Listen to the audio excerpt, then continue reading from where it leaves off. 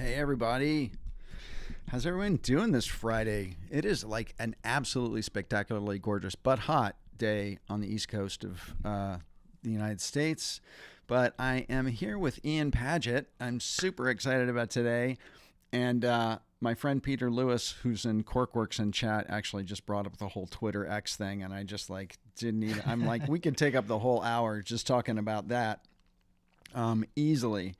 So I wanted to introduce Ian just really quickly. Ian is a UK based in Manchester logo expert, and if you haven't heard of the Logo Geek, you as a designer, you've been living under a rock because this guy totally owns it. And he is bringing it every day. He's got a podcast called the Logo Geek Podcast. He's got a 10,000 person Facebook group called the Logo Geek Community. And he is known across the globe as an amazing expert in logo design, and I welcome him to the show. So welcome, Ian. Hey Philip, and hey everyone watching. It's really good to be here, so I'm excited for this. So Ian is writing a book, or has written a book and is launching a book. And so we're going to be talking about that book today. But I actually want to jump in just a little bit and talk a little bit about like how you've built your empire before we jump right into the book. So I'd love to hear about like, the Cliff Notes quick version of, how you kind of got into logo design, and then and I'd love to hear about like how you then, after it started doing logo design, how you then started kind of expand and build a community, etc. Sure. So it isn't a short story, but I'll try and do the short version of it. So I'll go like this if we have to move forward. Yeah, like sure. So I've been a graphic designer for, Christ, like almost 20 years now, and throughout my whole career, I've always had side projects in some capacity. And there was a time where I was working on like an iPhone game. It was a really big project. I worked on it with friends, just for fun, and that was over a long period of time. And it kind of burnt me out a little bit. Like I didn't want to do any side projects for that period of time. So I thought I'd just focus on my full-time job at that point and not do anything creative in my free time. But that didn't last long. I had that itch to work on something new, and my partner at the time, and this was a long time ago, like an ex-partner, she suggested this idea of, oh, maybe Ian, you could do logo design, because I really enjoyed it. And I did the occasional project in my full-time position then, and I dabbled in a couple of bits in my own free time, but I'd never done anything like really substantial. There was only a few bits that I did, but I had a strong background in illustration at that time, and I was quite fascinated with this idea of learning more about branding and marketing and stuff like this. So um long story short, I that from that moment I decided, yeah, sure, I'm going to do this as a hobby on the side of my full-time job. It was ideal because a logo project could be, I could take one on, and then a few weeks later, in theory, it would be done and dusted. So I love the idea of it. So I built a website, and this was intended only for me. And what I planned to do was just start writing and sharing what I was learning. And I started sharing stuff on social media, and it all grew so fast. Because, like I said, I'd always been fascinated by marketing and all these other things. So a lot of stuff that I was trying to convince them to do in my full-time position, I was testing out at home, and it's like, oh, all this stuff's working. So it was very much a bit of that. And initially I was working with friends, I was working with family, and then gradually I started to get like old work colleagues, like acquaintances that I don't normally speak to, reach out. And then one day I got an inquiry through my website that I thought nobody looked at ever, that had blogs on it that most likely had spelling mistakes. Like this wasn't a perfect website. This was just, something with a few examples on. And I got a real inquiry.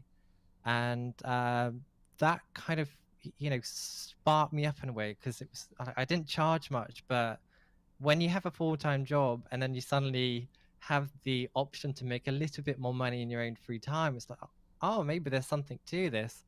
And I just kept working on the website. And over time, because I had this interest in search engine optimization, which I picked up in my full-time position, my website started to gradually rank on Google. And what originally started out as, you know, the occasional inquiry became, daily inquiries. And like I said, it's a long story, because my goal was never to do what I'm doing now. I always planned to stay working for companies and build my You're an way up. accidental logo expert. I'm an accidental freelancer slash Logo expert. Yes, Yeah. I've been like forced into this position. So how long were you at, and then you obviously eventually left your job and became logo designer full time. How long did you do that before you started, say, your podcast or your Facebook community? Like, what did that time span look like? Sure. So it's hard to pinpoint exact dates, but this all started about 10 years ago. So just over 10 years ago now.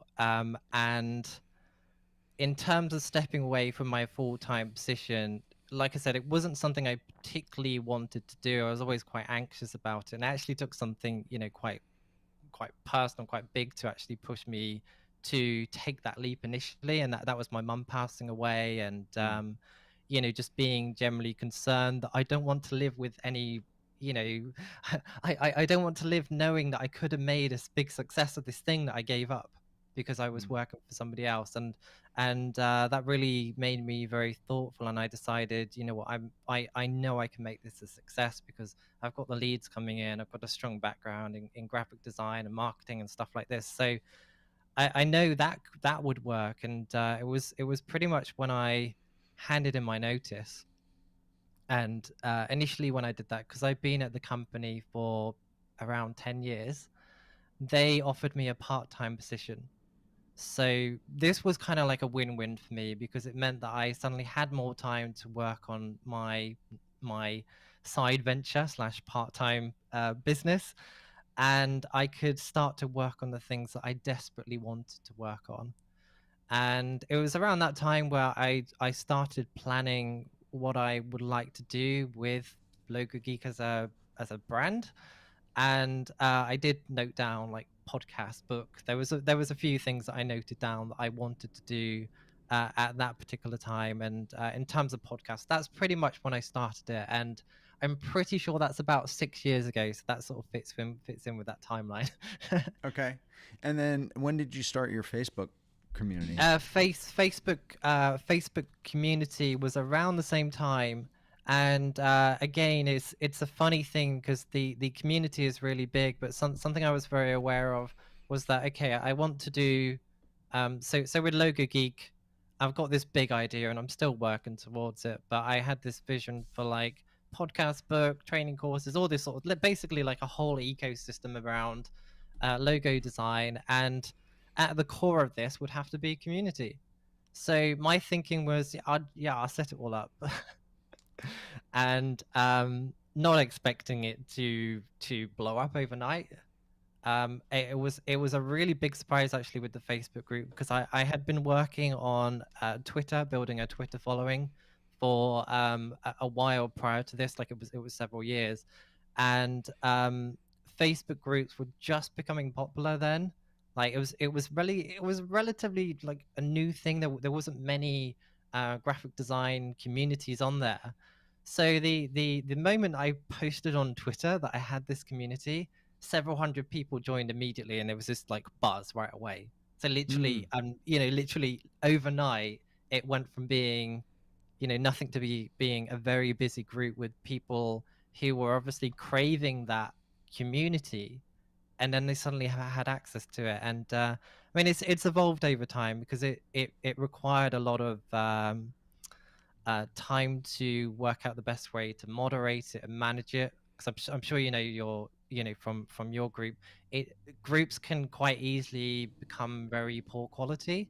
So you really have to set almost set up the culture that you want to create within the community. So I did spend a lot of time initially. Now it runs itself. Like people self manage it, because something I really pushed from the outset was, if you post in the group, you need to provide context.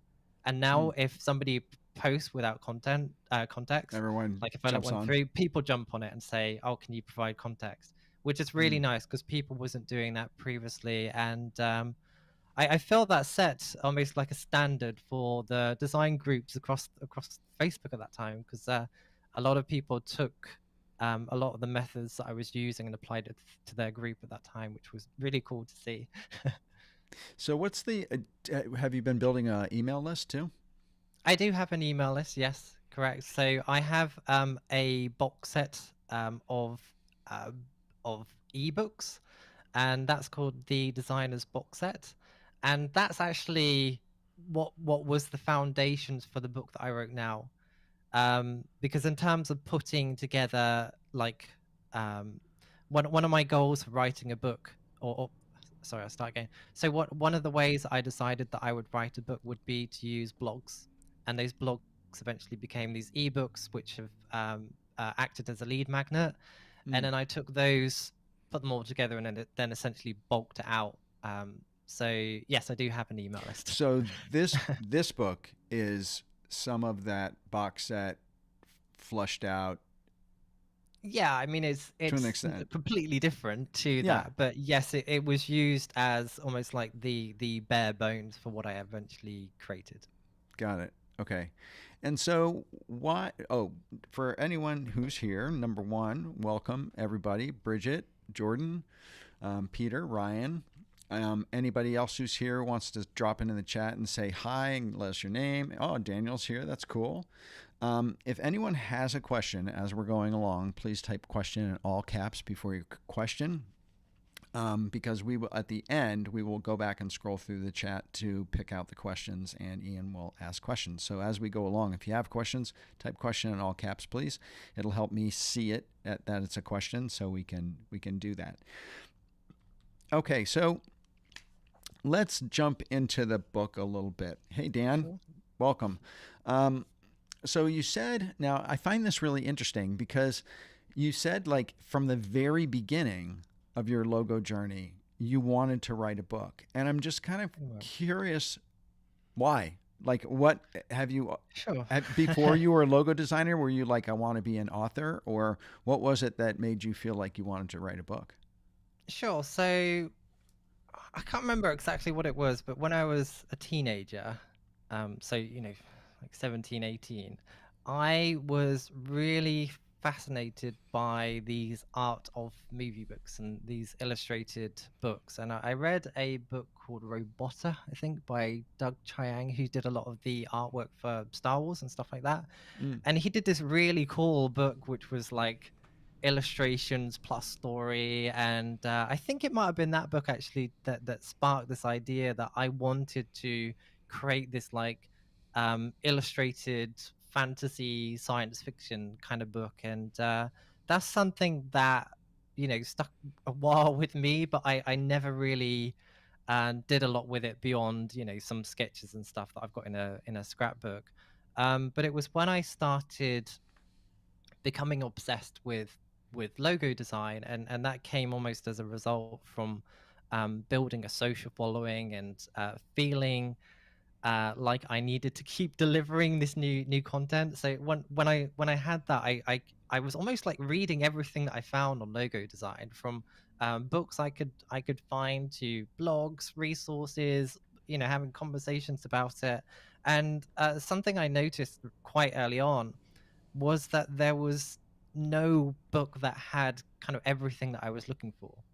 And every book I read had like a slightly different process, this, that, and the other. And I was thinking, quite early on, again, prior to, I didn't even have that much experience at this time, but I thought, how cool would it be if there was almost like the ultimate guide to logo design that included all of these different things and shared everything that I was looking for in a book when I originally started out. And that idea, this was a long time ago. This is almost like 10 years ago almost.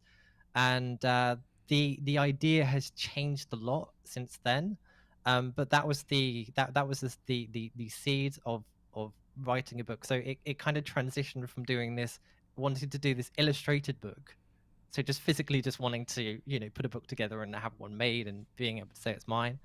And then that kind of transitioned over when I became obsessed with logo design. And for a long time, literally, it's been a New Year's resolution for years. So if anyone's listened to my podcast, they can go back to like the yearly update ones. And usually I say I'm going to write my book this year, and I've been really determined. But it's so hard to write a book, Philip. It's one of the hardest things I've ever done. And even though I had this general idea of wanting to write a book, and I'd started to create a plan for it, the reality of actually writing a book is such a huge, enormous, complicated task that people just don't realize. Because I mean, something that I did, and I'll talk through briefly like how I started, because I think this expands onto this nicely. So I watched a really great video that Pat Flynn did.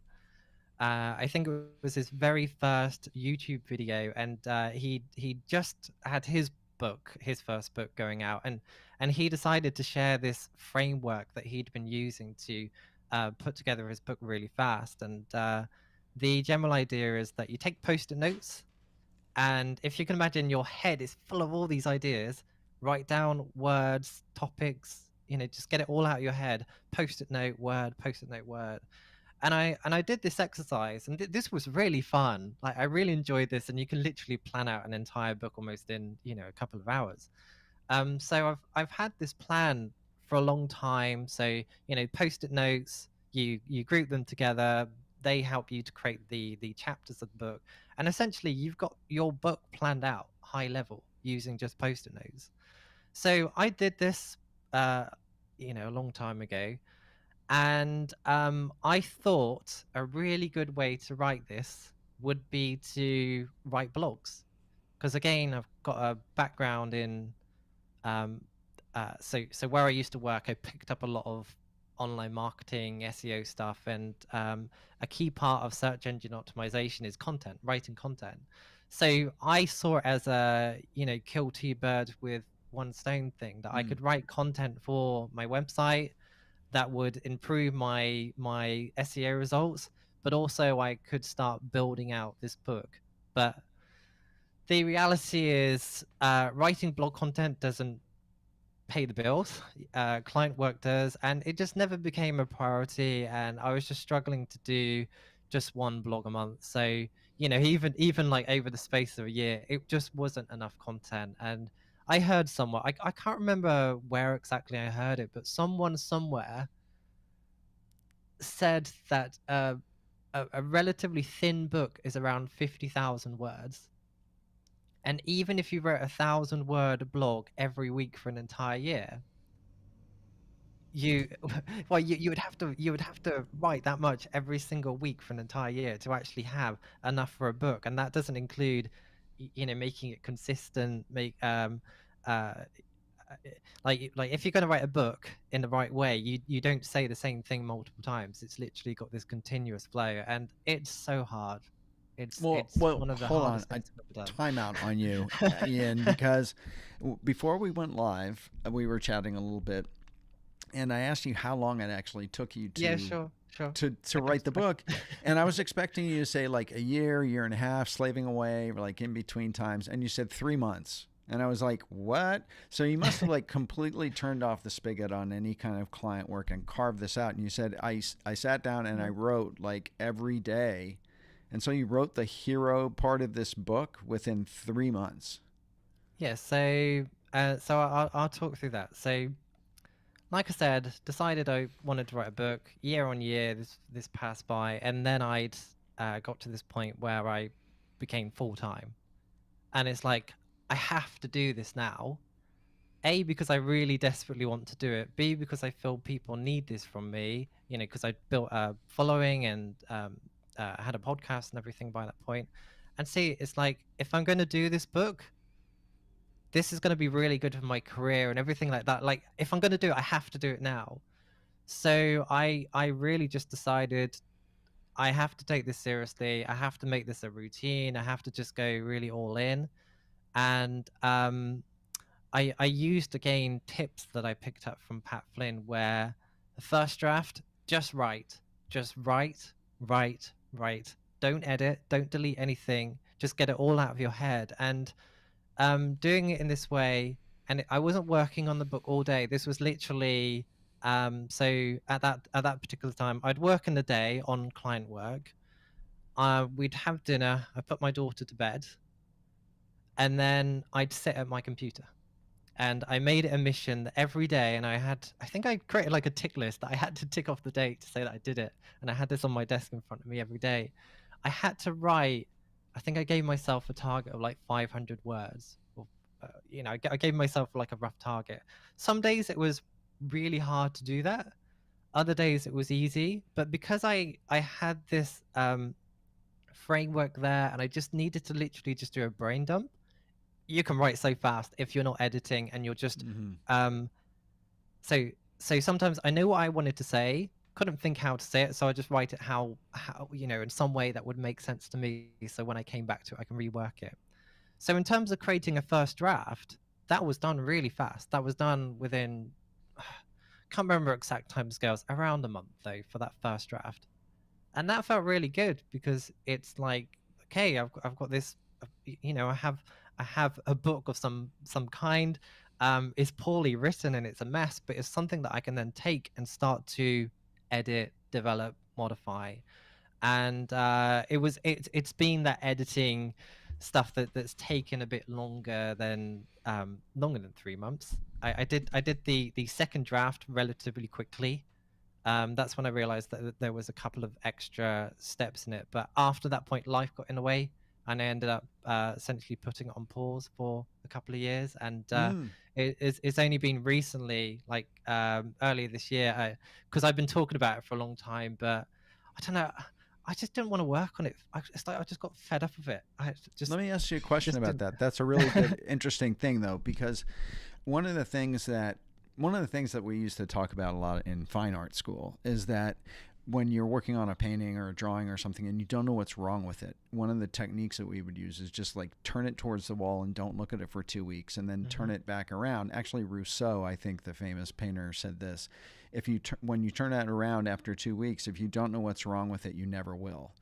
And getting that distance away from it, I think, did that help you kind of relook at it with a different set of eyes, and you suddenly said, oh wow, like this chapter I'm missing this whole chapter, or this chapter I think I could jettison because it's, did you get a better perspective on it after that, putting it down for 2 years because life got in the way? I think so. So that second draft that I did was basically like a polished up version, and it's not too different from the final thing. But there was 2 sections that I wanted to add, and I really struggled with them. So what I decided to do was send over, what I'd finished to an editor, so that I could keep progressing. And I was really struggling on writing those extra sections, and I don't know if it was burnout from working on it daily, or if it was just physically more complicated. But yeah, like I said, life got in the way.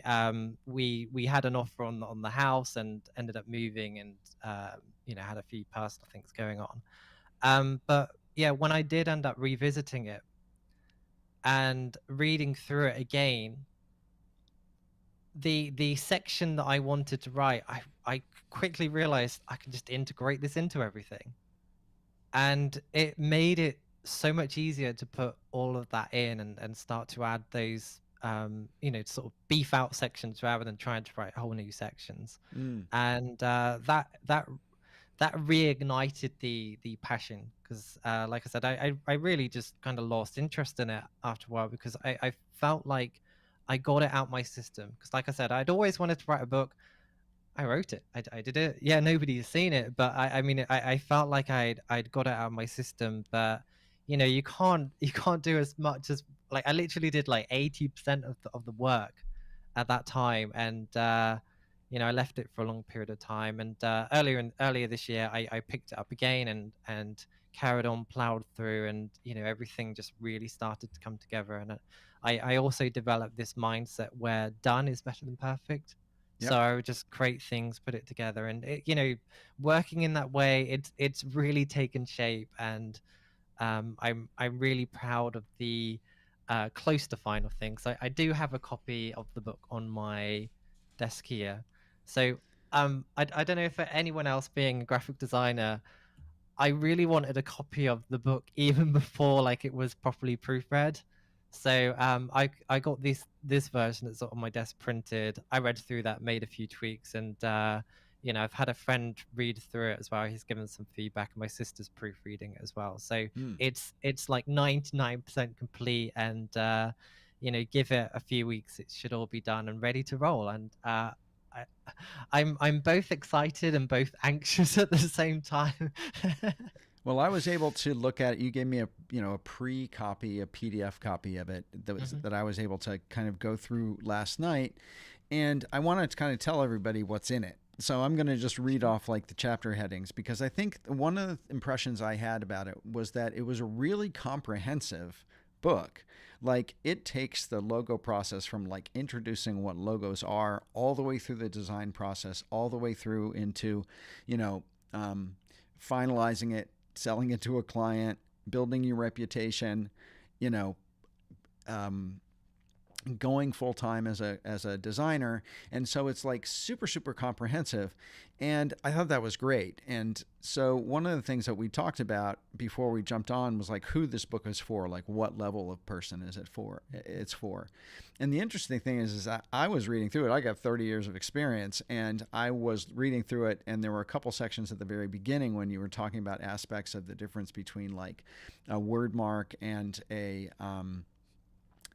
what was the other one? I'm forgetting it. It was a word mark and it was like the BBC one, which was like, it was like a letter mark or something like that. And I was like, I actually had never even heard of that. So I thought that was very cool. So I learned something.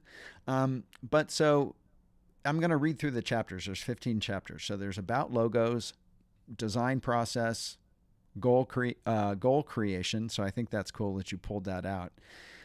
Idea generation, logo construction, presenting logos, finalizing the logo, packaging up the logo files, so getting down into the tactical aspects. Awesome, really smart. Important legal stuff. I love the name of that title, legal stuff.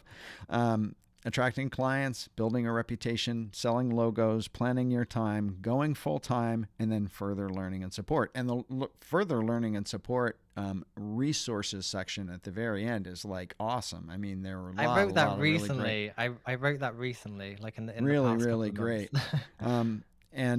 So that's what's in the book. It's like super comprehensive. So you have this. I put a graphic of the book up on the screen, and you have it up on Kickstarter. I popped on a Kickstarter just to see if I could like search your name and if it would pop up. It doesn't come up under your name, but if you search "Make a Living Designing Logos," Ian's Kickstarter will pop right up. And so tell us a little bit about your Kickstarter experience so far, because you have completely blown away your goal by like 500%, right? More than that, I think, at this point. Yeah, so the Kickstarter thing is quite an interesting thing. So something I originally planned to do was use print on demand. So I don't know if your audience will be familiar with this, but there is a couple of different services, one of them being Kindle Direct Publishing, another one is Ingram Spark. And these services allow you to basically write a book, self-publish it, and then sell it on Amazon or bookshops or whatever. So this was my original plan, but I got a couple of samples up, and number one, the quality is okay. Like if you spent time reading design books, they're usually like really nicely printed, nice paper, like embossing or whatever, some like little flourish to them in some way. You can't do that with print on demand. You're pretty much limited to fairly stock things. And while it's okay, and when the first copy came through the post, I was extremely excited because it was like, oh, I actually wrote a book. you know, the quality wasn't great, but also I struggled with this issue where I just felt like the book was just way too expensive. Mm. So like if I wanted to actually use print on demand and distribute it in shops and stuff like that, they expect a markup, and that would mean putting the price up like to like £40 or something like that, which is really expensive for a design book, especially one like this. Especially when you look at, I guess, competing books, it's just incredibly expensive. So you know, I started to look into other routes that I could go. Like, first of all, I looked at like, what if I did like a budget version that's like black and white, and that brought the price down loads, but then also means that there's two different versions of the book, which is I mean, it could work, but it never really entirely made sense. And then I decided, you know, and this was all fairly quick. So just to be transparent, I spend half of my time care of my daughter. So when I do have time available, I need to work. So you know, in terms of playing with things, I don't have a lot of time. But there was this one day where I decided to do a couple of quotes for how much it would cost to print it myself. And it was I mean, first of all, a lot cheaper than the print on demand. I would know that the quality would be a lot better. And I decided maybe I can just use Kickstarter to do this. And this was literally in one day. And it was about 10 p.m. So it was quite late in the day. And I thought, you know what? I'm just going to do it. So literally one evening, I made all the images, wrote all the content, did a video, you know, and I was, you know, again, having this attitude that done is better than perfect.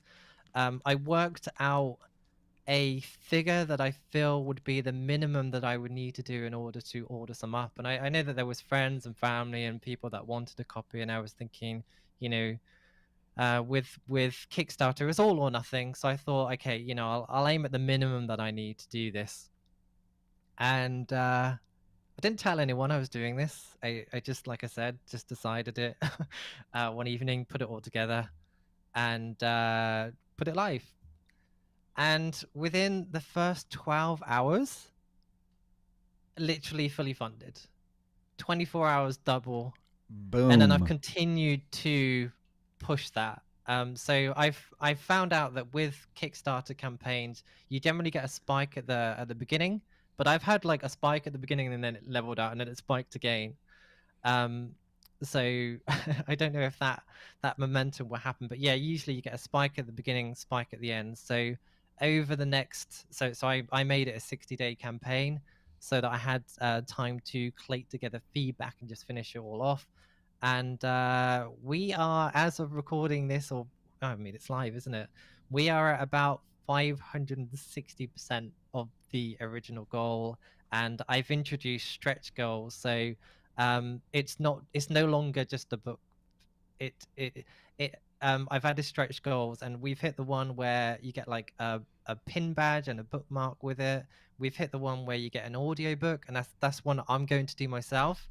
And now I've started to create some slightly weird ones just to create some like conversation starters.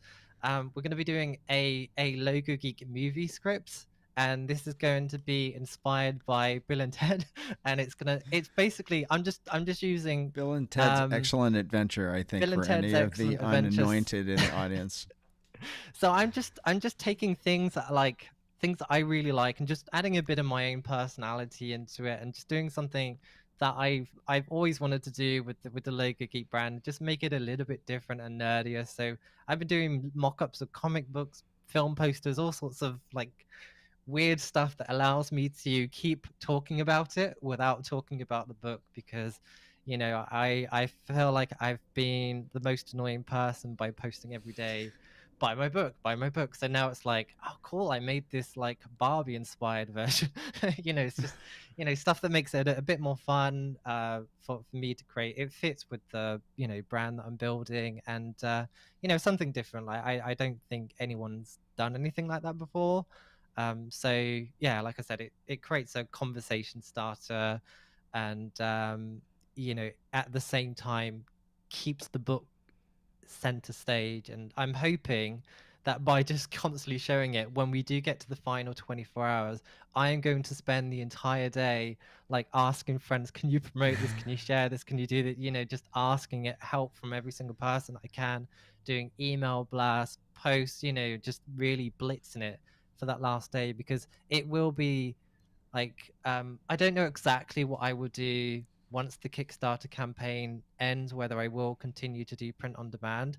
But if you want like a deluxe version of this, like the first edition, this is the only way that that's going to be possible. Like, I'm literally going to use all of the money that I get from this to order out copies of the book, and you know, people are buying the signed copies and all sorts of stuff, which is really cool.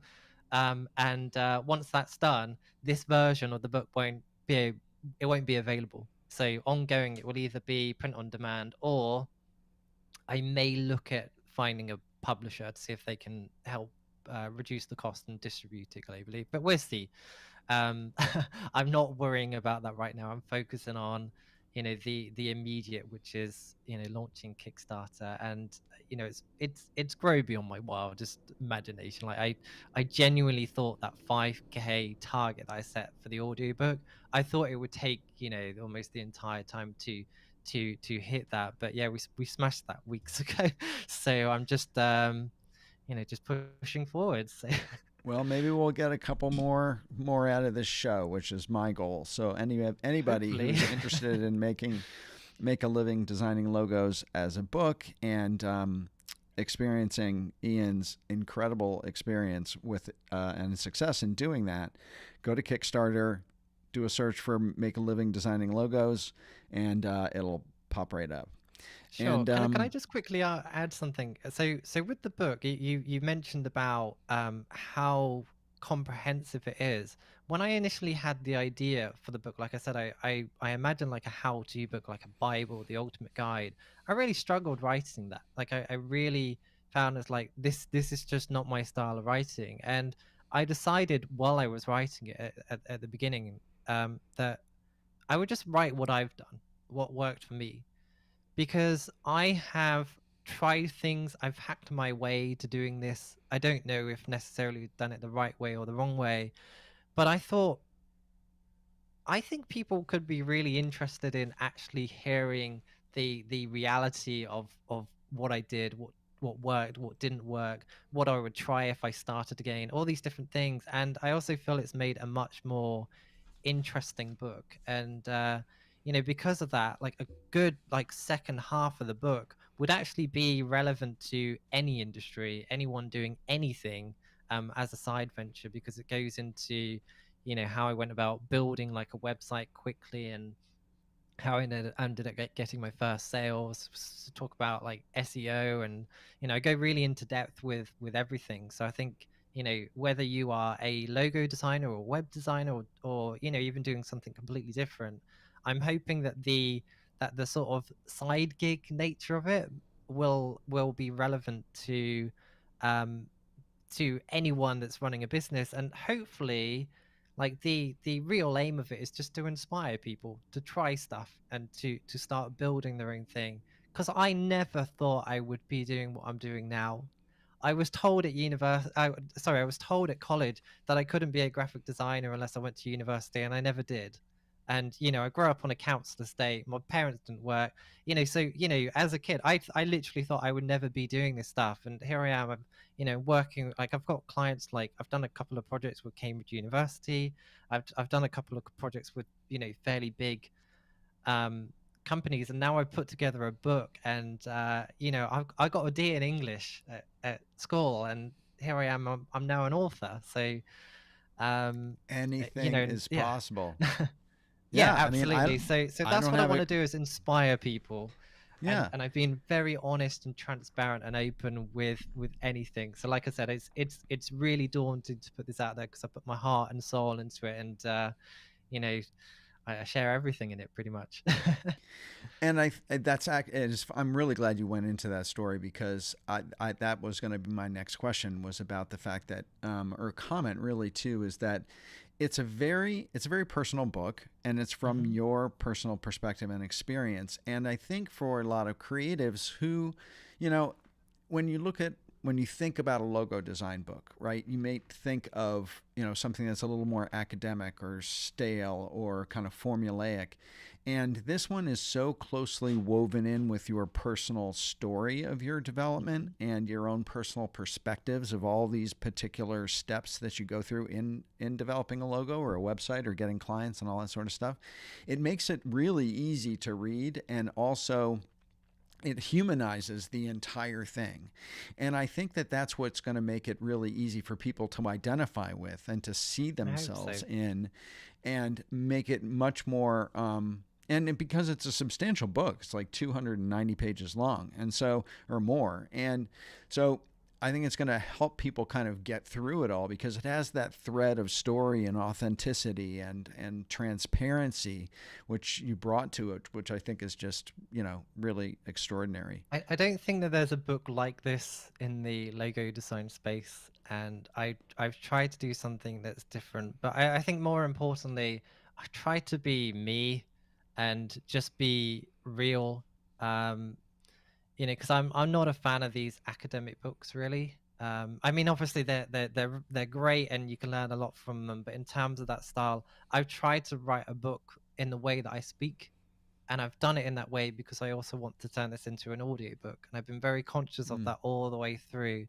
So so rather than being reliant on images, I've spoke about it, and when it's come around to like almost like proofing it, I've read it all out loud, and areas where it's like I wouldn't say that, I've slightly tweaked it so that it is more more like me. And I'm conscious that people that will buy it, they are people that have probably listened to my podcast, which has like 150 or so episodes now. And I've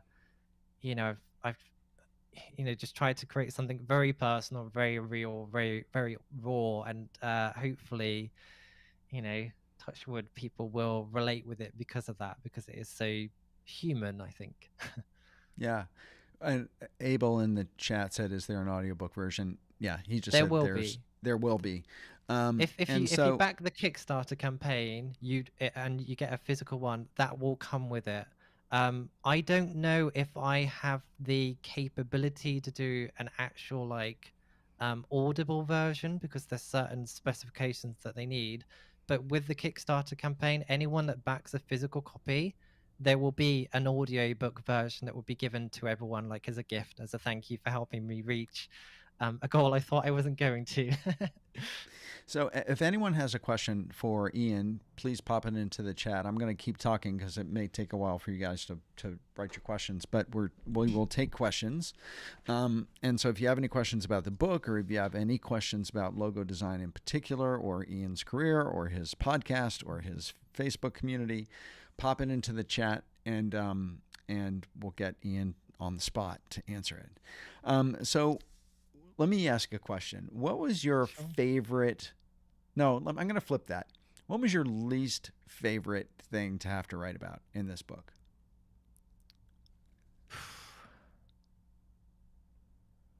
I really struggled with the resources section. You did, really? Yeah, it was the thing that I left to the end, because I mean, originally my original idea for it was to literally list out things that I found useful, and I had collated a lot of things up, but I found when I actually started writing it, my idea changed. And like you mentioned, it's very comprehensive. It's because I was writing and like explaining and talking through things, and once I started doing it in that way, it became more enjoyable, but also incredibly tedious, because it was like the last thing that I needed to do. And this the final stretch has been around. So it's like I said, I look after my daughter half of the time. Single parent, it's like a lot's going on, and every time I worked on it, it's been quite late in the day, sort of 10 p.m. So there was this constant feeling that, oh yeah, I'm nearly done. I think what I might do is just like spend the whole day tomorrow. I won't do any client work. I'll work on this. And I'd spend the entire day, and I did a lot, but then I still didn't finish it at the end of the day. And it was just so tiring, and just I just like sometimes Philip, like you literally write and it's a joy to write. Sometimes it's just like this is so tedious, and there is something about like the resources section, like you want it to be right and you want to include everything, and it's just a really tedious section to write and go through, and like you create a part and then you think of something, like it's just so I think that's probably the most difficult part, was just that final resources section. But ironically, reading through it again, it's also one of the best parts in it. So it's obviously worth all of the pain and suffering. Yes, it definitely is. So if there's one thing that you would really want people to take away from this book, what would you say that is? Sure. So when I originally came up with the concept for this book, the reason for that was because every book I read was different. And there is a reason for that, and I tried to make it very clear in the book that if in order to make a living as a designer or to even be a logo designer, the only thing that's actually truly consistent between every designer on the planet is that they design logos and that the end product is a logo. But their process, their approach, everything is completely and utterly different.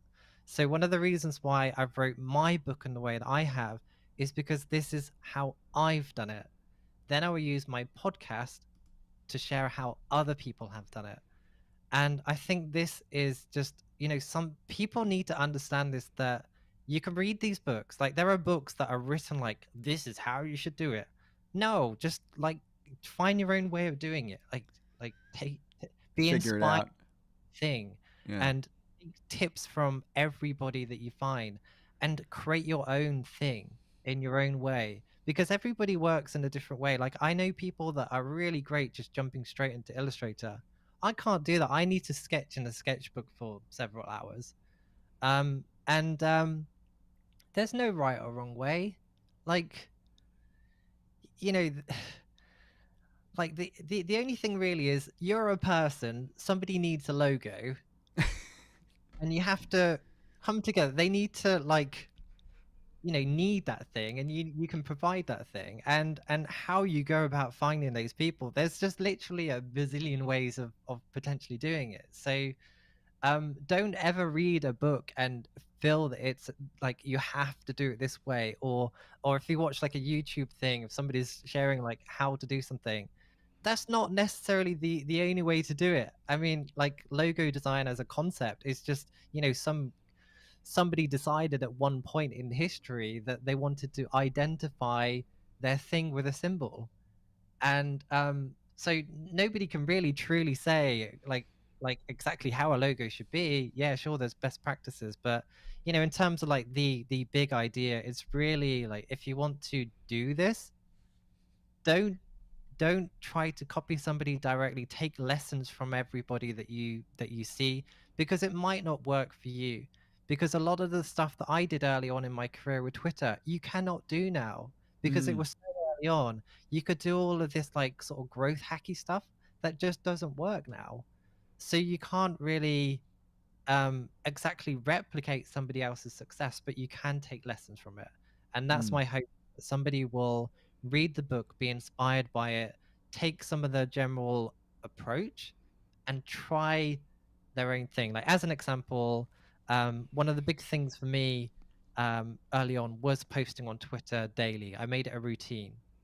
Okay, so maybe you don't like Twitter or whatever, or X or whatever it's going to be. um, Oh yeah, we have to get into that. but I maybe for, you could take those principles and think, okay, I really like making video and I like doing TikTok. Maybe I would post every day on there as well about the same topic and become an influencer around this. And everybody who's taken this general model and chosen their own platform, and usually people that are successful generally focus on one. If you take those principles I've shared and apply it to your own thing and make it your own, then you will be successful. It's just the way it seems to be. so we have a question for Laura Isabel, who said, "What is the most worthwhile part of the process for you?" When you say process, in relation to logo design or book writing? Actually, I'm thinking it's probably book writing, but Book writing. Okay, Laura, why I don't can you answer pop it in in and both ways. yeah. So with book writing, I would say that the most useful thing was the post-it note framework. So literally like getting all the ideas out of my head and planning things out with post-it notes, because what that did is it allowed me to have like a high level visual of what I want this book to be about. It broke things down into chapters, sections, and so on really early on, and that meant that when I did start to actually write, and like I said, I wrote in a very kind of just quite a sloppy way. I just wrote and wrote and wrote with no deleting or editing, and that allowed me to plan and throw all the ideas together very very quickly. And if I did not do that, I wouldn't be able to there's no way that I would have been able to write a book, or if I did, it would it would take me another 10 years. But it's a really great sort of system for throwing things together very quickly. And I've heard people like J.K. Rowling, who wrote when she wrote the Harry Potter books, like the final version was like version number 20 or something ridiculous. So I think this is just how people write books. So in the same way that we sketch as graphic designers, this like writing in this way is like sketching with words, and then Mm. it's just fine tuning and editing. So now I've done this process, even though it was a painful process, I'm probably going to do it again. Like I really feel that I have this bug, and I feel like I have more books in me. So yeah. So this Design Life asks, do you cover how to get logo clients in the book? I do, yeah. So I go in depth into how I go about selling logos. I talk through how I, actually speak to clients. So it has every aspect of the, literally everything from, initially attracting clients. Like I go into detail and like all the SEO stuff I've done, and then I do go into how I sell logos. Might not necessarily be the right way. I don't know. I'm just doing my best, really. But I am converting clients. It goes into all pricing stuff, how I worked out pricing and everything. So to answer your question, yes. Yes. Douglas Lang said, and I'm going to rephrase this question. He said, what was the deciding factor for publisher you did go with? And we know that you're actually self publishing, so that's kind of the answer. But what I would say is, was there a reason why you chose to self publish rather than shop this to traditional publishers who might have been able to bankroll it and, get thousands of copies printed and go traditional in real life bookstores, etc.?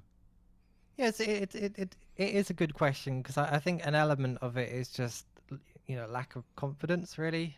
Because if I did pitch it to a publisher, I didn't know if I would actually be able to do it or not. And I think a big part of the actual process was, like I said, I wanted to write a book. I put it together, and it's almost like I wanted to It's your prove to baby. myself that I could actually, yeah, it felt like I could actually do this. And while I was writing the book, I was looking into different methods, and I found out about print on demand. And like it seems slightly crazy to me to give over all the rights to a publisher when you can do print on demand. But I am like, now I've gone through the process, and I've seen like the ups and like the pros and cons of print on demand. I may consider seeking a publisher, but I am concerned that they're going to want to change it all. So there is this sense of wanting to retain ownership of it. And one thing that's really great with print on demand that I really like is that you can just change it when you like. If somebody spots a mistake, you can just tweak it, or if you want to add something, and you can, and you can kind of just keep evolving it. But you cannot do that with a publisher. We'll Mm. see. We'll see. Like I don't know how things will go long term, because I need to spend time looking into it. But right here, right now, completely independent. I'm going to be working directly with a print company, and it's all going to be sent to my house, and I'm going to have to pack all of them up.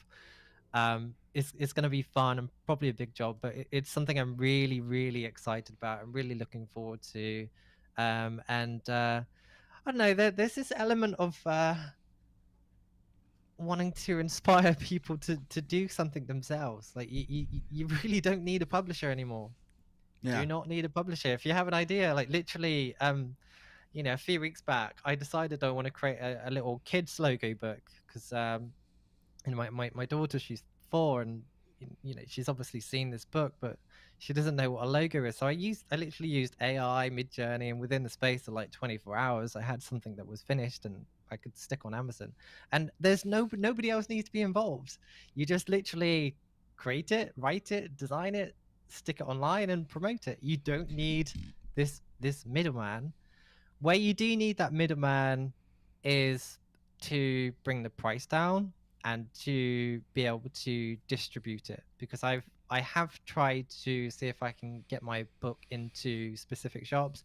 No response, anything.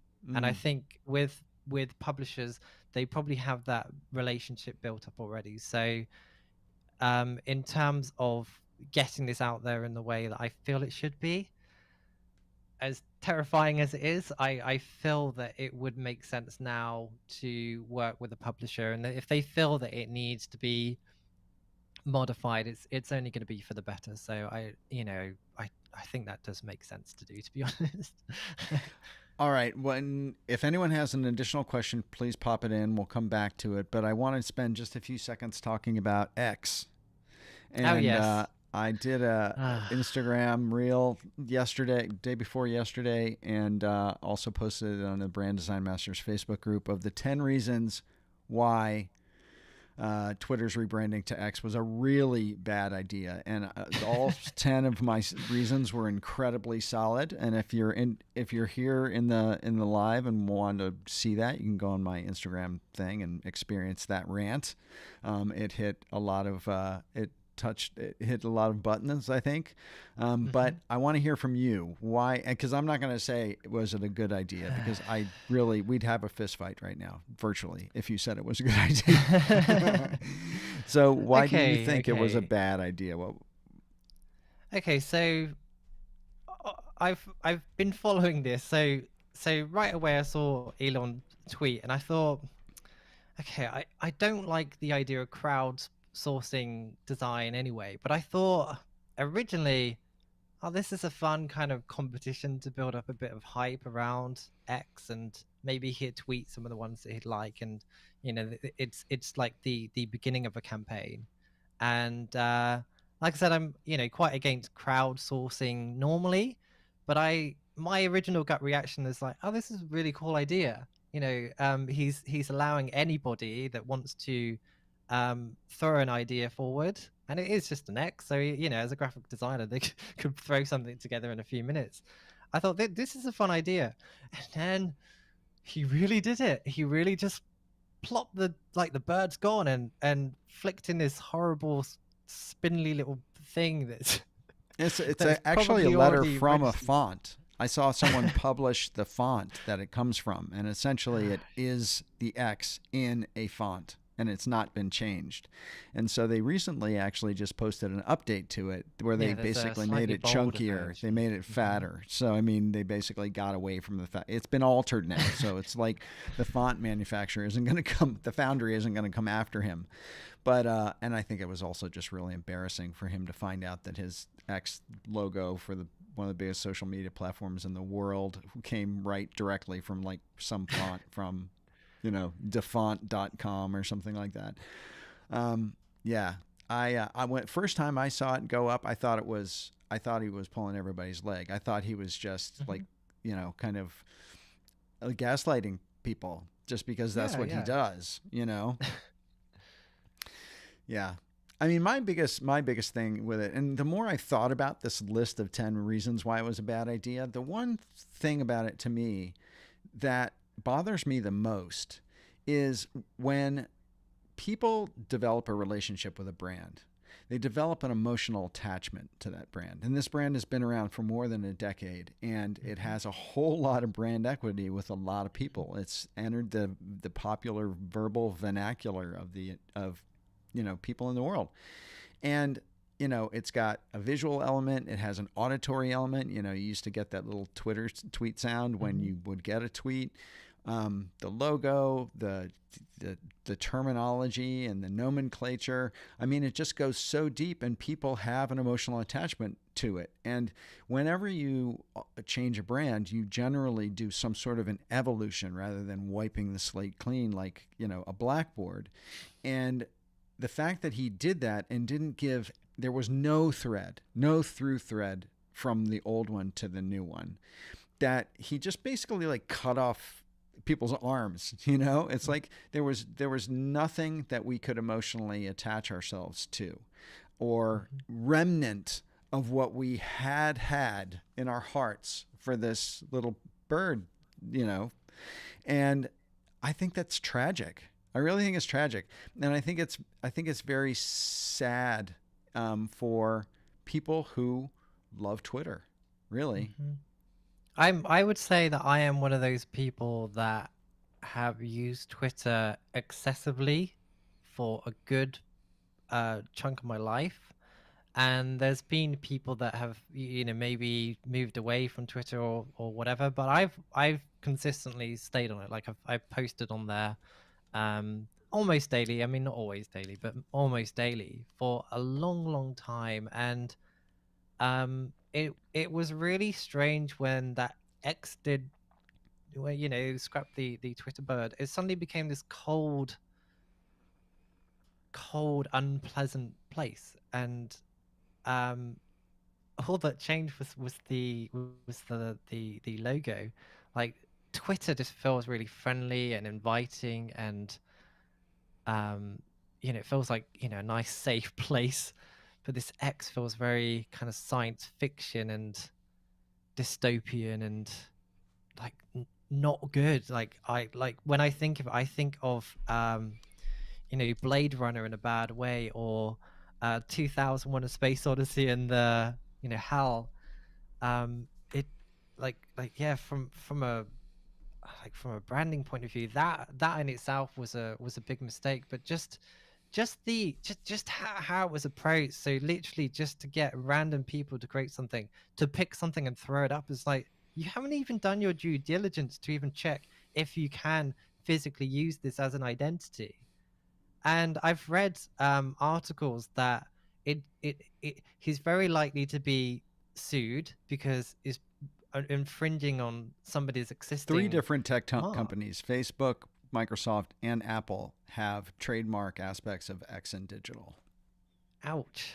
Yeah. Yeah, so literally no due diligence. It almost feels like he literally doesn't care, and it's like, yeah, I'm just gonna do what I feel like, and I don't care about anyone else. It's just it's embarrassing.